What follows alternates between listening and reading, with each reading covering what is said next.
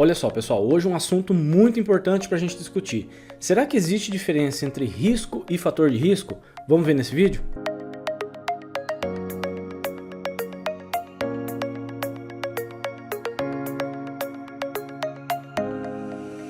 Olá, prevencionista! Seja bem-vindo a mais um vídeo. Eu sou Thiago Pegatin, professor ergonomista. E eu já vou te fazer um convite nesse momento, porque eu sei que depois você vai esquecer. Se você não é inscrito no canal, clica aqui, se inscreve e também acompanha as nossas redes sociais. É muito fácil, muito simples, é só clicar no botão, no sininho, deixar ele ativado para receber todas as notificações. Semanalmente nós publicamos vídeos aqui aplicados à sua prática profissional. Eu busco sempre trazer assuntos que você pode realmente colocar em prática já no dia seguinte e que podem fazer muitas vezes a diferença na hora de você fechar o seu diagnóstico, elaborar o seu relatório, montar a sua análise ergonômica, tá legal? Então não perde tempo não, se inscreve aqui para poder receber todos os avisos, tá legal? Vamos começar a entender então esse conceito de risco e fator de risco, e eu trouxe aqui uma figura para a gente poder trabalhar e discutir em cima dela. Quando nós falamos, por exemplo, em saúde, né, é muito comum nós ouvirmos esse termo, né, fator de risco ou risco para alguma coisa, quando a gente fala do estado geral de saúde. Então eu peguei aqui o exemplo de uma patologia, né, uma doença, por exemplo, a pessoa que teve um infarto do miocárdio. Então ela teve uma condição já estabelecida. A partir dali, nós podemos levantar várias conclusões a respeito do que levou a esse infarto do miocárdio. E olha que interessante, né? O infarto do miocárdio é a consequência que se materializou, é o dano que se materializou em relação à saúde da pessoa. O que levou a essa condição pode ter sido o colesterol, pode ter sido o sedentarismo, pode ter sido o tabagismo, diabetes, hipertensão, enfim, existe uma série de condições que podem causar um infarto do miocárdio. Só para quem... todo mundo sabe o que é infarto do miocárdio, mas só contextualizando, então uma parte do coração, ou ele todo, mas principalmente uma parte dele, deixa de receber sangue. Então essa parte que deixa de receber sangue, o músculo ele literalmente morre. Ele não tem condições de executar as suas funções. Então várias condições prévias podem causar um infarto do miocárdio. E veja que cada um desses itens, né, se a gente pode assim chamar, que pode ser o agente causador, é considerado um fator de risco. Por isso que nós ouvimos sempre, né, na TV, quando a gente vai estudar sobre determinado assunto, o tabagismo é um fator de risco para várias doenças, o colesterol é um outro fator de risco para várias doenças. Esse conceito, então, de fator de risco, está ligado justamente a essa condição, a esse agente que é potencial causador de danos. Pode ser que seja 1, 2, 3, enfim, pode ser uma conjunção de fatores, mas o fato é que quanto mais fatores de risco, por exemplo, presentes, maior a chance do desenvolvimento do infarto do miocárdio. E é muito importante nós guardarmos esse conceito, a chance de acontecimento, caso ele aconteça, e tudo isso a gente deve levar em consideração na nossa avaliação de risco, tá legal? E como que isso, qual a relação disso com os nossos estudos em ergonomia, saúde e segurança do trabalho? Então veja, quando nós falamos de fator de risco, nós estamos falando de um conceito de perigo. E perigo é basicamente uma resposta de sim ou não. Vejam, quando nós falamos aqui do infarto do miocárdio, nós dizemos que, por exemplo, o tabagismo é um fator de risco para infarto do miocárdio. Quando o médico vai perguntar para o paciente se você é fumante, né, se a pessoa fuma, a resposta é basicamente sim ou não. Se a pessoa faz um exame e avalia se tem colesterol ou não, novamente, tem ou não, é uma resposta de sim ou não. Quando nós transportamos isso para os nossos estudos, né, as nossas avaliações em saúde, segurança do trabalho, mas principalmente o nosso foco aqui é em ergonomia, a resposta a um possível perigo ele também é sim ou não. E vejam que quando nós temos uma resposta positiva, não significa que isso já se traduz num risco. E a gente vai falar um pouquinho disso mais à frente, tá? Mas o primeiro ponto, um perigo, quando você está identificando uma situação potencial, é uma resposta de sim ou não. Posteriormente, vamos supor que exista essa fonte, e a gente vai falar quais são essas possíveis fontes, ou pelo menos citar algumas delas, tá? Essa fonte potencial, ela vai nos dizer exatamente de onde está vindo esse possível agente que é causador ou que vai levar a uma doença potencial. Vamos traduzir isso aqui de uma maneira mais fácil, tá? Vamos supor que você está avaliando um ambiente onde exista ruído, tá? Você não determinou ainda, ó, existe ruído, resposta sim ou não. Esse ruído está acima dos limites permitidos na legislação? Isso é uma outra avaliação, é um outro momento. Mas vejam, esse ruído no local, ele está sendo emitido por que fontes presentes nesse ambiente? É uma máquina que está emitindo ruído? É o barulho do ambiente? É o motor de um veículo? Enfim, então o local, né, o meio pelo qual esse ruído está sendo gerado é essa fonte potencial.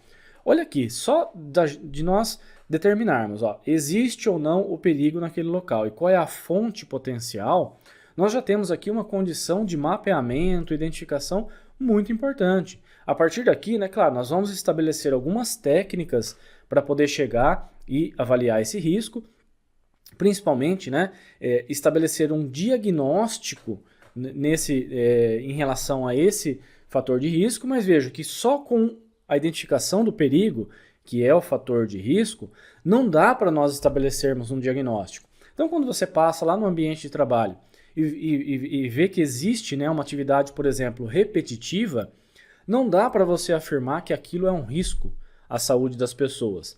Você identificou que existe lá um potencial causador de dano. Então, portanto, você identificou um fator de risco. O mesmo vale, por exemplo, para o ruído. O mesmo vale para a condição de temperatura e assim por diante. Todos os fatores, né, que nós temos condições de avaliar no ambiente de trabalho. Então, quando você faz um diagnóstico com base no fator de risco, sem aprofundar a sua avaliação, sem chegar realmente a um score, a uma conclusão se aquilo é realmente ou não um risco, você comete um erro gravíssimo que você pode superestimar ou subestimar uma condição no ambiente de trabalho, tá bom? Então, o risco é uma condição que exige essas ponderações. Eu trouxe aqui um exemplo só para a gente entender um pouquinho dessa questão do risco e como que a gente vai chegar a esse score, por exemplo, né? A essa determinação se existe ou não ali e se ele é importante ou não. Imagina aqui que se você trabalha, né, na cidade de São Paulo como motoboy. A gente sabe, né, como é o trânsito da cidade de São Paulo, a gente sabe, né, a gente já ouviu falar inúmeras vezes sobre o número de acidentes com motociclistas na cidade de São Paulo, principalmente aqueles que estão trabalhando, né, diariamente no trânsito. Imagine que você é um motoboy na cidade de São Paulo. Qual a chance que existe de você ser atropelado no trânsito? É possível, inclusive, a gente fazer esse levantamento. Entender quantos motoristas existem, né, quantos motociclistas existem na cidade de São Paulo e quantos acidentes acontecem diariamente, mensalmente, assim por diante. Nós vamos chegar a uma possibilidade.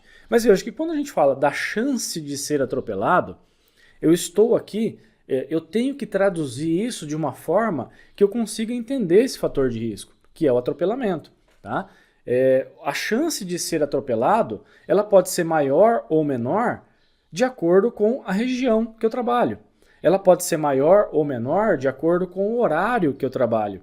Ela pode ser maior ou menor se eu trabalho na capital ou na região metropolitana. Então vejo que existe uma série de fatores que podem, né, interferir diretamente na chance de ser atropelado. Mais ainda, caso você venha a ser atropelado, qual o possível dano relativo a isso? Vejam, nós podemos ter, claro, o dano principal seria a morte. Então, morrer é um dano possível nessa atividade. Então, é um dano extremamente grave.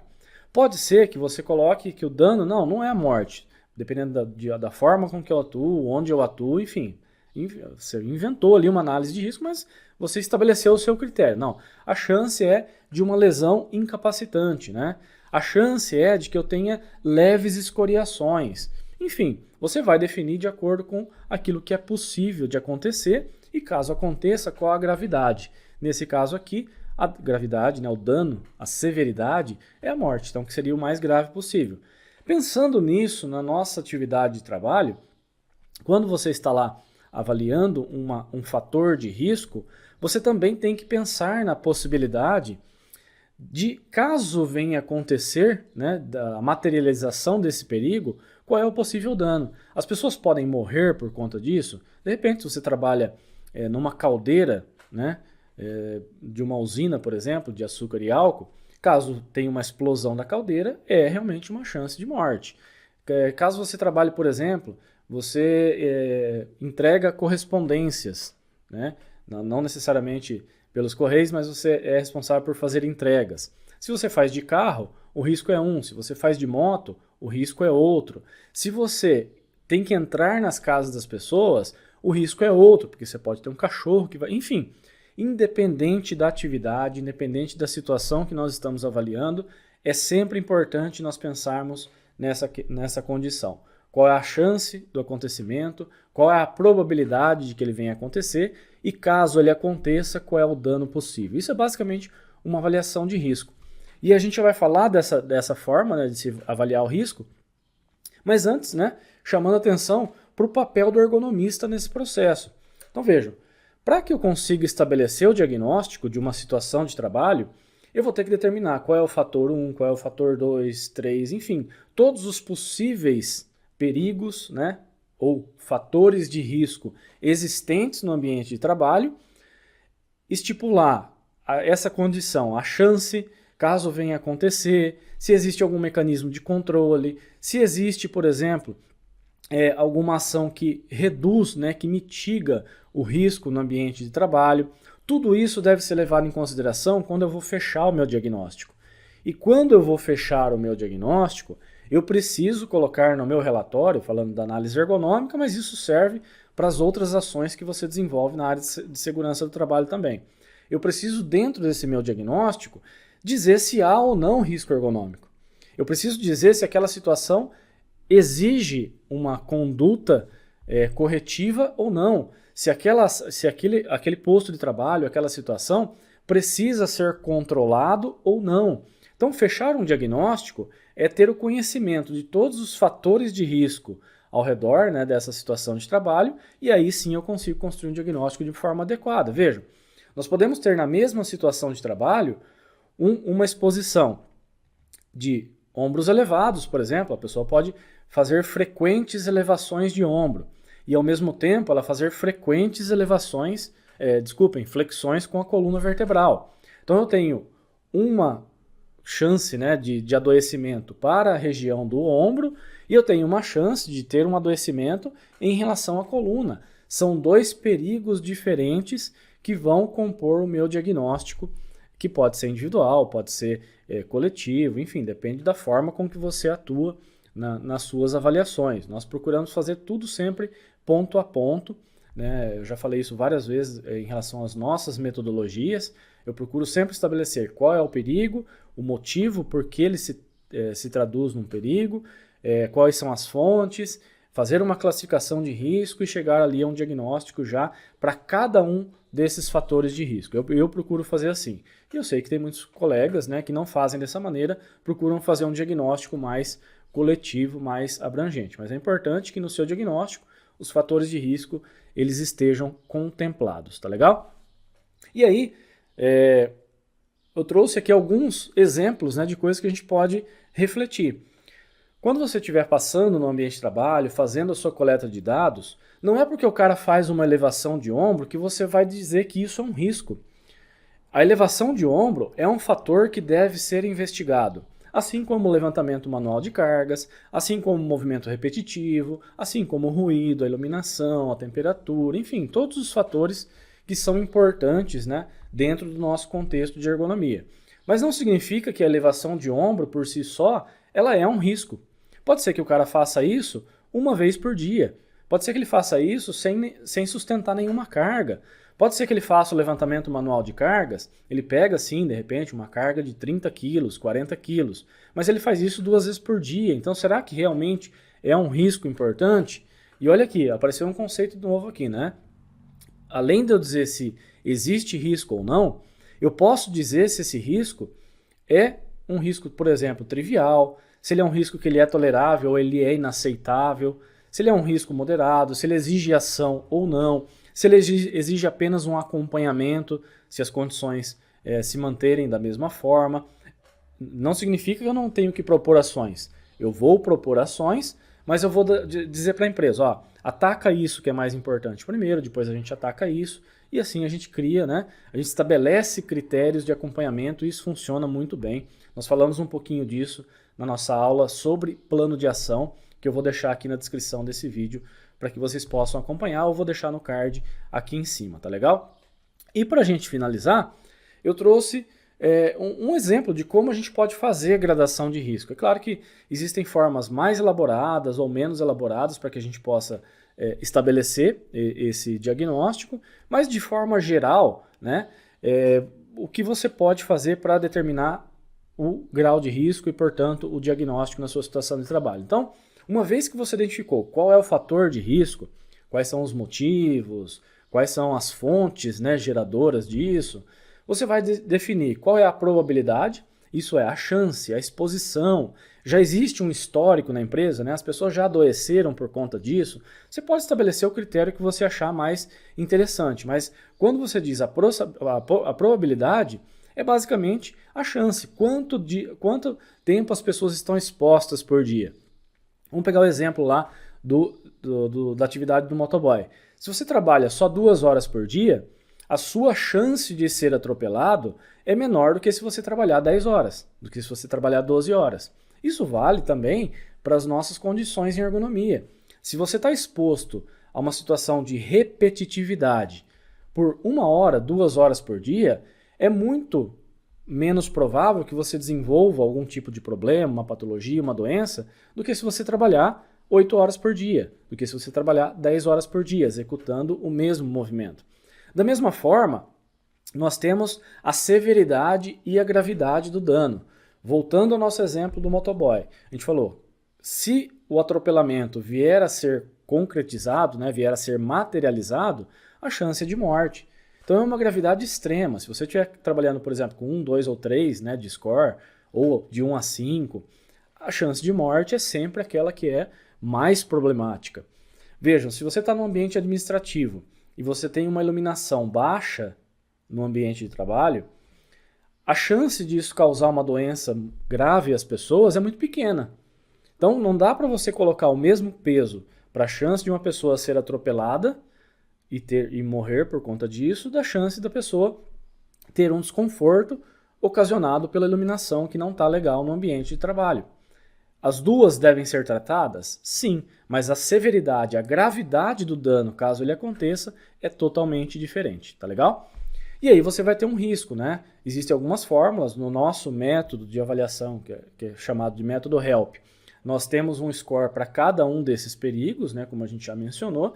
Inclusive, nós já gravamos uma aula aqui de avaliação preliminar de perigos, ou avaliação preliminar de risco, onde nós mostramos a utilização de um instrumento, que é uma ISO, né, que é a TS 20646, que é um checklist que pode ser utilizado para a identificação de perigos, que é um passo antes dessa gradação de risco, tá? Então, eu vou deixar o link também aqui na descrição desse vídeo, dessa aula que a gente explicou de uma maneira bem interessante como que nós podemos fazer essa identificação, tá legal? Então, uma vez que a gente identificou o risco, nós teremos a magnitude. Esse risco é importante ou não? Esse risco é alto, moderado ou baixo? Esse risco é 3, 1, 2 ou 1? Enfim, não importa a maneira como você estabelece essa magnitude. O importante é que você tenha algum critério na hora de definir isso, tá bom? Mediante isso, você vai ter um diagnóstico, então você vai interpretar esse risco que você encontrou. Ele precisa ser tratado, ele deve ser só acompanhado, existe ou não risco ergonômico, tá? E esse diagnóstico é muito importante, tá, pessoal? Você precisa definir se ali há ou não a presença de um agente potencial e se existe, né, se ele precisa ser tratado ou não. Isso a gente estabeleceu o nosso diagnóstico e a conduta, né? Será que, por exemplo, para todos os postos de trabalho, você precisa indicar rodízio, você precisa indicar pausa, você precisa indicar troca de mobiliário, enfim, todos eles precisam das mesmas condições? Todos eles precisam de uma intervenção? Talvez não, talvez não. Eu digo que provavelmente não. Até porque você vai lá para dentro de uma empresa e essa empresa atua há 30 anos e nunca teve nenhum problema. Não significa que não possa ter, Mas se em 30 anos não houve nenhum caso de doença ocupacional, é um ótimo indicativo de que aquela chance, a probabilidade, provavelmente é pequena. Tá? Então é importante que na nossa conduta nós também possamos levar isso em consideração. Senão você vai encher o seu relatório de orientações, de projetos, né, de mudar tudo na empresa. E a chance de que algo venha a ser implementado é muito baixa. Então é importante também nós pensarmos naquilo que é o ideal, aquilo que é o possível de ser feito imediatamente, né? E está muito casado com o que a gente falou, que a gente já mencionou na nossa outra aula, que a gente falou sobre plano de ação. Tá legal? Então, basicamente, a grande diferença é justamente essa. Um fator de risco é o que você vai identificar e ele tem uma resposta sim ou não. Então você vai identificar todas as situações potenciais no seu ambiente de trabalho, nos ambientes de trabalho, e a partir disso você vai estabelecer com os seus critérios de que forma você vai chegar à sua avaliação de risco, de que forma você vai realizar, né, a sua avaliação de risco. Quando nós trabalhamos dessa forma, isso fica claro para a empresa, né, quais foram os critérios, de que forma você está priorizando, né, no plano de ação o direcionamento de recursos, da mão de obra, os recursos técnicos. Então facilita muito a nossa vida, né, em relação à elaboração do relatório, em relação à aceitabilidade desse relatório, né, seja pela empresa, seja por um órgão fiscalizador que vai pegar o seu relatório e vai compreender aquilo que você está dizendo. Então eu acho que é muito válido nós adotarmos, não é a única forma de se fazer um diagnóstico em ergonomia, tá? Mas eu acho muito válido nós estabelecermos esses critérios e aí você tem ações que são realmente pontuais.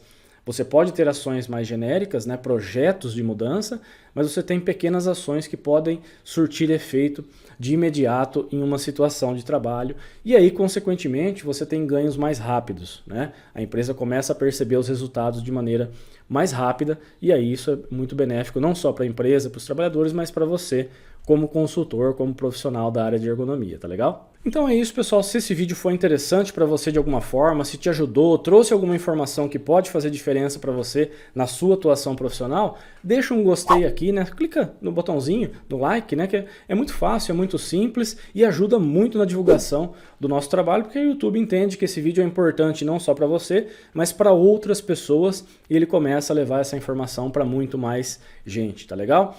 Mais ainda, você já utiliza alguma forma de avaliação de riscos? Você sabia dessa diferença de fator de risco e de risco? Comenta aqui embaixo para que a gente possa ampliar essa nossa discussão. Tá legal, pessoal? Fico por aqui. Mais uma vez um forte abraço a todos e até um próximo vídeo.